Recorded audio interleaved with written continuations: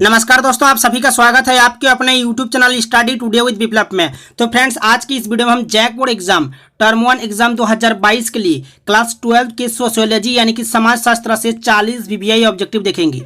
इस वीडियो में हम लोग कुल मिलाकर 40 वीवीआई ऑब्जेक्टिव देखेंगे जो एग्जाम के लिए वेरी इंपॉर्टेंट है। सीधे आपके एग्जाम में उठ के आएंगे। यह चौथा वीडियो है, यानी कि चौथा मॉडल सेट मान सकते हो। इससे पहले हम 3 वीडियो देख चुके हैं। तीनों वीडियोस के लिंक आपको इस वीडियो के डिस्क्रिप्शन में मिल जाएगा। एक एक करके सभी को देख लीजिएगा। यह चौथा वीडियो है। एक क्वेश्चंस हर साल आते रहते हैं, यानी कि रिपीटेड क्वेश्चंस है। ठीक है, वीडियो को कंप्लीट देखिएगा, वीडियो को लाइक कीजिएगा, सभी दोस्तों में शेयर कीजिएगा। तो चलिए आज की इस वीडियो को स्टार्ट करते हैं। क्वेश्चन नंबर 1 में दिया हुआ है, मानव शास्त्रीय शब्दकोश डिक्शनरी ऑफ एंथ्रोपोलॉजी नामक पुस्तक के लेखक हैं। देखो, मानव शास्त्रीय शब्दकोश नामक पुस्तक के लेखक जो है आपका चार्ल्स विनिक। ये आपको याद रखना है, चार्ल्स विनिक। मानव शास्त्रीय शब्दकोश नामक पुस्तक के लेखक कौन है? चार्ल्स विनिक। ये आपको याद रखना है। अगर आपको एग्जाम में पूछा जाता है कि किस विद्वान ने परिवार को मानव स्वभाव की पोषिका कहा है, अगर आपको एग्जाम में पूछा जाता है कि किस विद्वान ने परिवार को मानव स्वभाव की पोषिका कहा है, तो आपको आंसर देना है चार्ल्स कूले। याद रखना, चार्ल्स कूले।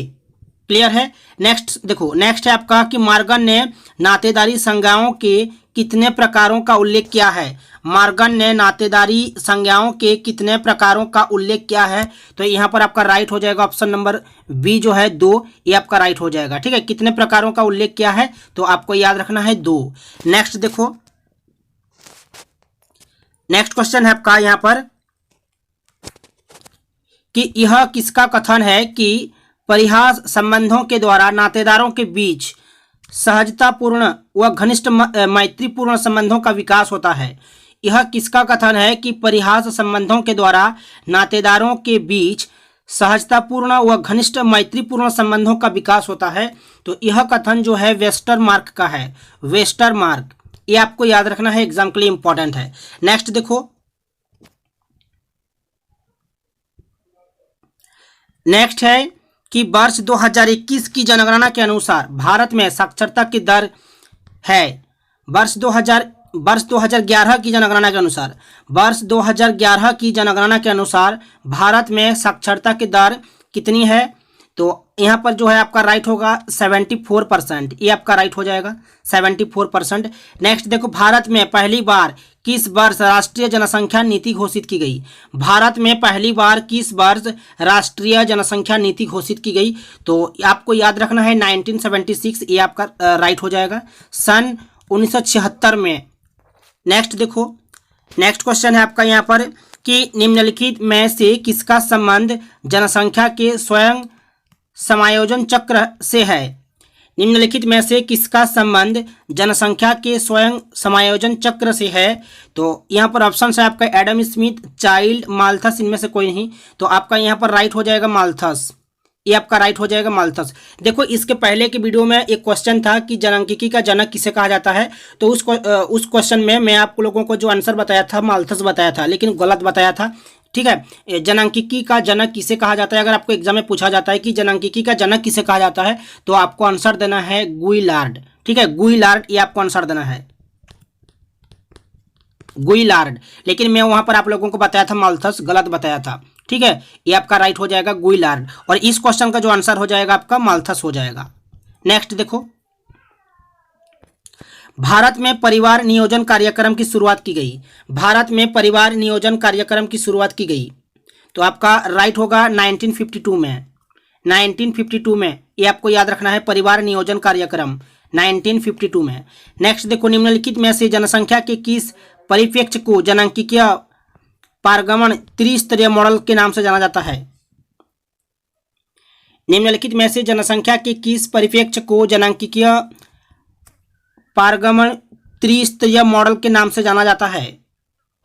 तो यहाँ पर देखो, यहाँ पर ऑप्शन है आपका जनांकिकी परिप्रेक्ष्य, समाजशास्त्रीय परिप्रेक्ष्य, आर्थिक परिप्रेक्ष्य, ऐतिहासिक परिप्रेक्ष्य। तो आपका राइट हो जाएगा यहाँ पर ऐतिहासिक परिप्रेक्ष्य। ये आपका राइट हो जाएगा। नेक्स्ट देखो, जनांकिकी के अध्ययन में निम्न में से किसे सम्मिलित किया गया है?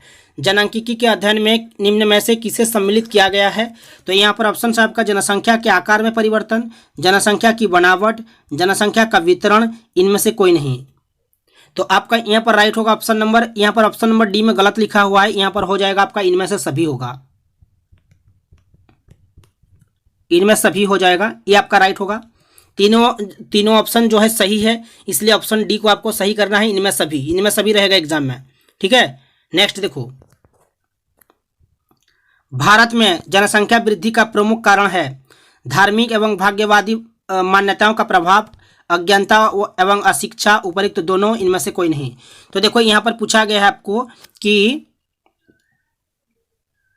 यहाँ पर पूछा है कि भारत में जनसंख्या वृद्धि का प्रमुख कारण है, तो आपका यहाँ पर देखो क्या लिखा हुआ है कि धार्मिक और भाग्यवादी मान्यताओं का प्रभाव और अज्ञानता एवं अशिक्षा, तो ऑप्शन नंबर सी आपका यहाँ पर राइट हो जाएगा, उपयुक्त दोनों जो है ये आपका राइट होगा। नेक्स्ट देखो,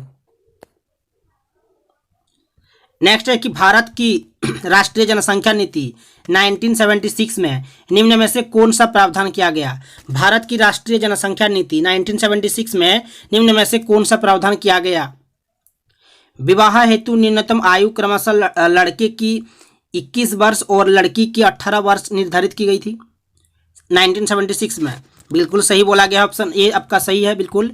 बी में कहा गया है कि केंद्रीय सहायता का 8% भाग परिवार कल्याण कार्यक्रम पर व्यय करने का प्रावधान, यह भी जो है सही है। और ऑप्शन सी में लिखा है कि औपचारिक विद्यालय शिक्षा में जनसंख्या नीति की अनिवार्यता, ये भी सही है। तो उपरोक्त सभी जो है आपका डी, यहाँ पर ऑप्शन नंबर डी आपका यहाँ पर राइट हो जाएगा। नेक्स्ट देखो, नेक्स्ट क्वेश्चन क्या है कि प्रो एस सी दुबे ने गांव का वर्गीकरण किस आधार पर किया है। प्रो एस सी दुबे ने गांव का वर्गीकरण किस आधार पर किया है। जाति संरचना के आधार पर, जनसंख्या, आकार तथा क्षेत्रफल, पृथकता की मात्रा तथा स्थानीय परंपराएं, इनमें से सभी। तो आपका ऑप्शन डी यहाँ पर राइट होगा, इनमें से सभी। देखो एग्जाम में अगर ऑप्शन डी में रहता है कि इनमें से सभी, मान लो कि आपको प्रश्न का उत्तर जो है पता नहीं है लेकिन ऑप्शन में है इनमें से सभी, तो आपको ऑप्शन नंबर डी को सही करके आना है। अगर पता नहीं है तो ऑप्शन डी को सही करो, क्योंकि अधिकतर क्वेश्चन का आंसर ऑप्शन डी सही होता है। अगर इनमें से सभी यहाँ पर रहता है तो सही होगा, अधिकतर सही होता है, इसलिए इसे एक ट्रिक मान लो। नेक्स्ट देखो, नेक्स्ट क्वेश्चन है कि मानव समुदाय को 3 प्रमुख भागों लघु, कृषक और बृहद समुदाय के रूप में किस समाजशास्त्री ने वर्गीकृत किया है। मानव समुदाय को 3 प्रमुख भागों लघु, कृषक और बृहद समुदाय के रूप में किस समाजशास्त्री ने वर्गीकृत किया है। तो आपको याद रखना है रॉबर्ट रेडफील्ड, ये आपको याद रखना है रॉबर्ट रेडफील्ड, ये आपका सही होगा। नेक्स्ट देखो, 2011 की जनगणना के अनुसार भारत की लगभग कितनी प्रतिशत जनसंख्या गांवों में निवास करती है। 2011 की जनगणना के अनुसार भारत की लगभग कितनी प्रतिशत जनसंख्या गांवों में निवास करती है। तो आपको याद रखना है 68.8%, ये आपका राइट होगा, 68.8%। ये सारे के सारे क्वेश्चंस एग्जाम के लिए इंपॉर्टेंट है, ये हर साल आते रहते हैं, रिपीटेड क्वेश्चंस है, इसलिए वीडियो को कंप्लीट देखिएगा। और सभी से रिक्वेस्ट है वीडियो को लाइक कीजिएगा, आप लोग लाइक कम करते हो, सभी से रिक्वेस्ट है आप लोग लाइक करो, वीडियो को शेयर करो, ठीक है। और इस चैनल में जुड़े रहने के लिए चैनल को सब्सक्राइब करके रखो। देखो नेक्स्ट क्वेश्चन क्या है कि नगर एक ऐसा समुदाय है जिसे अन्य समुदायों से जनसंख्या के आकार, घनत्व, व्यवसाय की प्रकृति तथा सामाजिक संबंधों की प्रकृति आदि विशेषताओं के आधार पर पृथक किया जा सकता है। नगर की उक्त परिभाषा दी है। देखो एग्जाम के लिए इंपॉर्टेंट है, लॉन्ग है क्वेश्चन, देखने में कैसा लॉन्ग लग रहा है लेकिन ये एग्जाम के लिए बहुत इंपॉर्टेंट होता है ये सब क्वेश्चन, ठीक है। नगर एक ऐसा समुदाय है जिसे अन्य समुदायों से जनसंख्या के आकार, घनत्व, व्यवसाय की प्रकृति तथा सामाजिक संबंधों की प्रकृति आदि विशेषताओं के आधार पर पृथक किया जा सकता है। तो नगर की उक्त परिभाषा दी है, तो किसने दी है। ये जो परिभाषा है आपका सीपी लूमिस, ठीक है, ये आपको याद रखना है, सीपी लूमिस ने दी है। तो ऑप्शन सी आपका यहां पर राइट होगा। नेक्स्ट देखो, अछूत जातियों के लिए हरिजन शब्द का प्रयोग निम्न में से किसके द्वारा किया गया। अछूत जातियों के लिए हरिजन शब्द का प्रयोग निम्न में से किसके द्वारा किया गया। तो इस क्वेश्चन का राइट होगा आपका गांधी जी, ये आपका राइट होगा ऑप्शन नंबर सी। नेक्स्ट देखो, नेक्स्ट क्वेश्चन है आपके सामने, संविधान ने किस अनुच्छेद के अंतर्गत अस्पृश्यता उन्मूलन का प्रावधान किया गया है। संविधान के किस अनुच्छेद के अंतर्गत अस्पृश्यता उन्मूलन का प्रावधान किया गया है? तो अनुच्छेद 17, ये आपको याद रखना है। अनुच्छेद 17 किस अनुच्छेद के अंतर्गत अस्पृश्यता उन्मूलन का प्रावधान किया गया है? अनुच्छेद 17, ये आपका राइट होगा। नेक्स्ट देखो, जाति संबंधी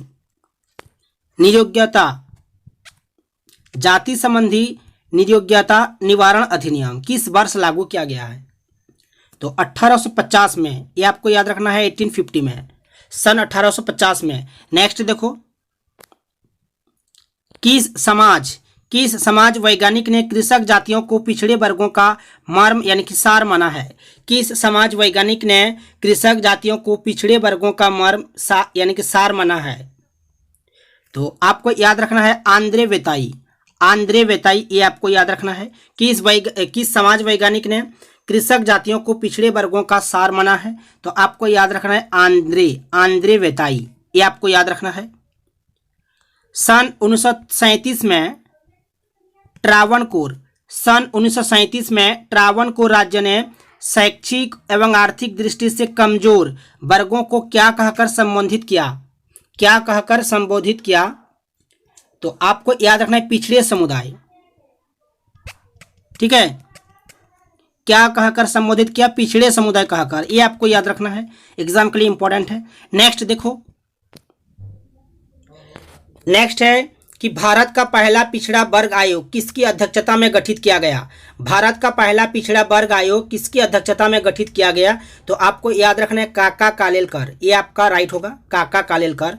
नेक्स्ट है आपका मंडल आयोग ने अन्य पिछड़े वर्गों के लिए कितने प्रतिशत आरक्षण देने की संतुष्टि की? मंडल आयोग ने अन्य पिछड़े वर्गों के लिए कितने प्रतिशत आरक्षण देने की संतुष्टि की? तो आपको याद रखना है यहाँ पर 52%, ये आपका राइट होगा। नेक्स्ट है पिछड़े वर्गों के उत्थान हेतु ज्योतिबा फुले ने किस समाज की स्थापना की है? ज्योतिबा फुले ने किस समाज की स्थापना की है? सत्यशोधक समाज की स्थापना की है, ये आपको याद रखना है, ये मैं पहले भी बता चुका था। नेक्स्ट है आपका निम्नलिखित में से अस्पृश्यता का प्रमुख कारण है? बहिष्कार, शोषण, अधीनता। तो ऑप्शन डी आपका यहाँ पर राइट होगा। इनमें से सभी अस्पृश्यता का प्रमुख आयाम जो है बहिष्कार भी हो जाएगा, अधीनता भी हो जाएगा और शोषण भी हो जाएगा। नेक्स्ट देखो, नेक्स्ट क्वेश्चन देखो, social change in modern India नामक पुस्तक के लेखक जो है एम.एन. श्रीनिवास। ये पहले भी सिलेक्ट किया गया था, ये वाला क्वेश्चन जो है मैं इसको इस वीडियो में भी इसको डाल दिया हूँ। तो इसके बदले मैं और एक क्वेश्चन बता रहा हूँ आप लोगों को, ठीक है, इसके बदले मैं और एक क्वेश्चन बता रहा हूँ आप लोगों को। अगर आपको एग्जाम में पूछा जाता है कि ब्राह्मणीकरण की अवधारणा किसने विकसित की? तो आपको वहां पर भी आंसर देना है एम.एन. श्रीनिवास। ब्राह्मणीकरण की अवधारणा किसने विकसित की? अगर आपको एग्जाम में पूछा जाता है तो आपको आंसर देना है एम.एन. श्रीनिवास। नेक्स्ट है आधुनिकीकरण वह प्रक्रिया है। आधुनिकीकरण एक प्रक्रिया है जो परंपरागत समाज से प्रौद्योगिकी पर आधारित समाज की ओर अग्रसर होती है। उक्त परिभाषा किसने दी है? आधुनिकीकरण एक प्रक्रिया है जो परंपरागत समाज से प्रौद्योगिकी पर आधारित समाज की ओर अग्रसर होती है। उक्त परिभाषा किसने दी है?